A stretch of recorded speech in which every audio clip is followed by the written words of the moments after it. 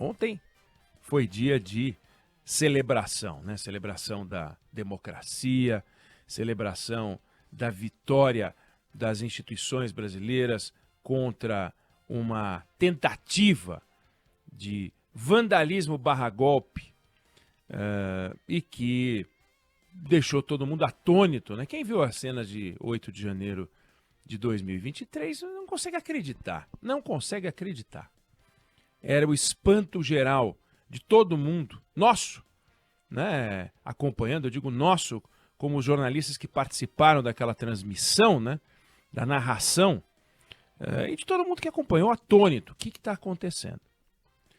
Dá para avaliar o episódio de várias formas. Dá para avaliar a celebração de ontem de várias formas também. No episódio que completou um ano ontem, é um episódio que teria sido evitado se a polícia, ou se as autoridades policiais, tivessem levado a sério todas as comunicações, ou uma parte das comunicações a que tiveram acesso. E se colocassem 3, 4 blindados ali, uma cavalaria e blocos grandes de concreto que eles têm disponível, leva com trator, não teria acontecido o que aconteceu. Não teria acontecido o que aconteceu. Não havia uma organização suficiente para enfrentar uma estrutura policial minimamente organizada. Agora, totalmente desorganizada, aí não tem jeito. Aí não tem condições. Lição número 1 de segurança pública: dê a quem possa desafiá-lo, administrador da segurança pública, a certeza de que ele vai levar a pior, se resolver em frente. Não pode ter a ilusão de que dá para enfrentar. Se tiver a ilusão de que dá para enfrentar, vai ganhar, porque são sempre milhares de pessoas contra um número menor. Então a autoridade se segura no uniforme e no recado. Ó, não vem porque eu tenho a força do meu lado. Não vem. Então, tivemos isso. Agora, por que a gente vê uma discussão nessa linha louca da polarização? A gente vê uma discussão de gente dizendo: foi uma tentativa de golpe? Não foi uma tentativa de golpe. Foi uma tentativa de golpe? Não foi. Toda hora a gente ouve dizer: não, foi só uma arruaça, só uma arruaça. Só um bando de vândalos. Ou, não, de jeito nenhum, era um golpe organizado. Por que os dois lados podem dizer isso? E não dá para dizer com absoluta certeza que tudo que cada um desses lados diz está errado. Por quê? Porque quando você tem um golpe, ou quando você tem uma sequência de eventos que vai até o seu desfecho, você tem o começo, o meio e o fim. Então você consegue contar a história. 1964. Você tem... Não vamos simplificar, né? Se a gente quiser voltar a 1961, 62, a gente pode, para contar 64, mas 64. 13 de março, comício da Central do Brasil, João Goulart. Ali foi uma data importante. Mas digamos que nada acontecesse depois daquilo, e teria sido mais um desastroso momento. 19 de março, 64, Marcha da Família com Deus pela Liberdade, importante componente do processo que levou ao golpe de 64. Parasse ali e você teria uma sequência de episódios que começou no dia 13 de março, com o discurso no comício da Central do Brasil, aí então 19 de março e tal. 31 de março, aí começa. O general Olímpio Mourão, comandante da 4ª Região Militar, marcha rumo ao Rio de Janeiro. Mas ainda assim não daria para dizer que o golpe seria concluído. Mas 2 de abril, o senador Auro de Moura declara vaga à presidência da República. Então, e 9 de abril, o AI-1. Quando vem o ato institucional número 1, aí começa. Aí realmente encerrou o processo, que começa no 13 de março, digamos assim, no comício, e vai até o 9 de abril. Simplificando, eu não estou aqui querendo ser rigoroso nos fatos históricos, porque a gente teria que voltar, talvez para 54, para poder explicar 1964, mas eu não quero entrar nisso. Só quero dizer que uma história com começo, meio e fim, sendo o começo, eu estou arbitrando, no 13 de março de 64, no comício da Central, e o fim no 9 de abril, quando vem um ato institucional que estabelece a cassação de mandatos de políticos, o afastamento de servidores públicos, a eleição indireta, a definição de Castelo Branco. Você tem ali, portanto, uma história com começo, meio e fim.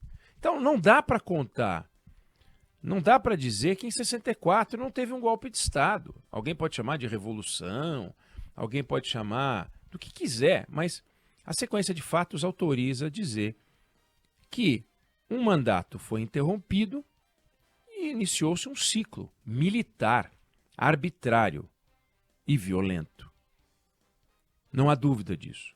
E assim a gente pode falar de 1930, e assim a gente pode falar de Cuba em 59, e assim a gente pode falar no início da Primeira Guerra Mundial, da Segunda Guerra Mundial, sequência de fatos que acaba estabelecendo um desfecho. O ataque terrorista do Hamas, desencadeando a guerra no Oriente Médio, a invasão e os ataques da Rússia contra a Ucrânia, estabelecendo a guerra na Ucrânia, e assim a gente poderia citar vários episódios, que tem começo, meio, não digo que tem um fim, mas você entende o que está acontecendo. Já o episódio, ou a sequência de episódios do dia 8 de janeiro de 2023, constituem um esboço e não uma história, um quadro acabado, é um esboço. Desenhou-se algo, mas não se pintou com óleo sobre tela. Desenhou-se algo. Rabiscos de algo aqui, rabiscos de algo ali, que começam em declarações e desafios, como por exemplo, de Jair Bolsonaro no 7 de setembro anterior, uma loucura, né, do 7 de setembro, num dos 7 de setembro lá, que ele fez um discurso agressivíssimo contra Alexandre de Moraes, quando o ex-presidente Michel Temer entrou atuando como um pacificador. Os acampamentos em área de segurança nacional, por que não foram retirados de lá os acampamentos em área de segurança nacional? Não deveria permitir. Imagina se tivesse um acampamento do MST naqueles lugares, iam ser retirados de lá. No entanto, os acampamentos com verde e amarelo foram mantidos. Então você vai tendo episódios isolados, a mobilização, o uso das redes sociais de forma hostil, o uso criminoso das redes mesmo, das convocações, as fake news e o diabo todo. E você vai construindo um esboço. Só que o inquérito do Supremo Tribunal Federal, e eu não vou entrar aqui no mérito de que não deveria o Supremo Tribunal Federal virar uma delegacia de polícia, como virou, investigando coisas que deveriam estar sendo investigadas em outras esferas, mas não vem ao caso agora, já falamos muito sobre isso aqui. O desafio do Supremo vai ser contar uma história com começo, meio e fim, num esboço. E como é um esboço, vai ser difícil. Ele vai achar, já achou, os vândalos. Identificou vândalos. O cara que quebrou isso, o cara que quebrou aquilo, o cara que destruiu isso, o cara que destruiu aquilo. Todos eles vão sendo condenados.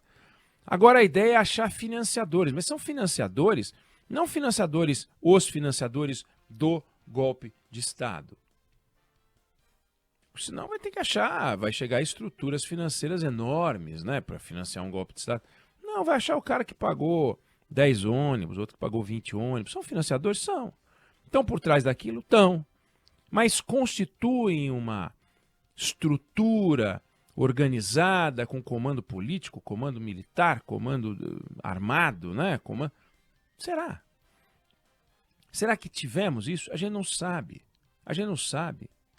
Por quê? Porque não tem a sequência. Ainda bem. Ainda bem. E aí a gente vai para o ainda bem.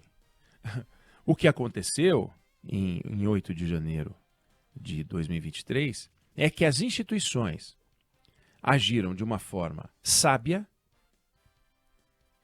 e pronta. E com a reação sábia e pronta das instituições, aquilo que talvez pudesse constituir um caldo de cultura e não constituiu um caldo de cultura,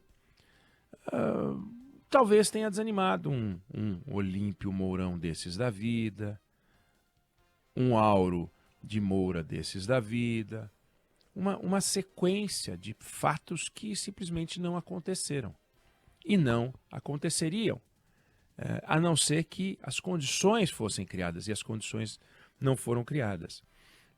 Dá para dizer que havia uma organização tão feroz quanto a de 64? Provavelmente não. É pouco provável. E o inquérito do Supremo vai ter essa dificuldade. Vai ser difícil contar uma história com começo, meio e fim. Vai ser difícil achar quem era o articulador. Vai ser difícil estabelecer uma relação de causa e efeito para tudo. Vai ficar uma história fragmentada. E essa história fragmentada, ela abre espaço para que um lado diga não aconteceu nada além de uma arruaça e o outro lado diga foi uma tentativa claríssima de golpe. Nem foi uma tentativa claríssima de golpe, nem foi apenas uma arruaça. Foi algo entre uma grande arruaça com tentativa, sim. Agora, que tipo de tentativa, como, qual é o contorno? Nós não temos uma história redonda para contar. É uma daquelas histórias que só contribuem num período de polarização para dizer que tem uma armação, para inventar coisas e tal. E aí a gente chega no ontem, né? No ontem, em discursos que pedem punição, como o presidente Lula, pedem pacificação, o que eu acho muito importante, ainda que eu não acredite que ela venha. A polarização é a base da política, sempre foi. Parece até que a gente está inventando um ambiente em que a gente sai de um ambiente calmo. Quem acompanhou a eleição de 1989 sabe que tudo que se debatia ali era pancadaria menos ideia. Ficou mais radical? Ficou mais radical. Mas dizer que o mundo era racional e agora virou pele? Não. Pacificação, fundamental. Punição, vital, tem que continuar.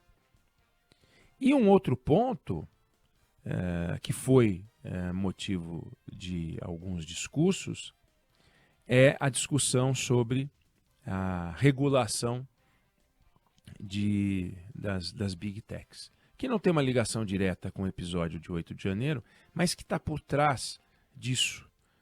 Quando se fala de fake news, quando se fala desse espalhar de informações fraudulentas, né, sobre as quais a gente vai voltar a falar, porque é muito importante. A gente tem que, sim, organizar a sociedade, sim, impedir a circulação de fake news, mas não, nunca, jamais comprometer a liberdade das pessoas. Esse equilíbrio é um grande desafio. A gente volta a esse tema e a gente volta a falar sobre isso, não hoje. Hoje eu queria chamar a atenção para, posto que se tratava de um esboço, posto que 8 de janeiro não é uma história com começo, meio e fim, ainda bem, abre-se um espaço para que A e B tenham versões completamente diferentes sobre o que aconteceu ali, ao contrário de 1930, ao contrário de 64.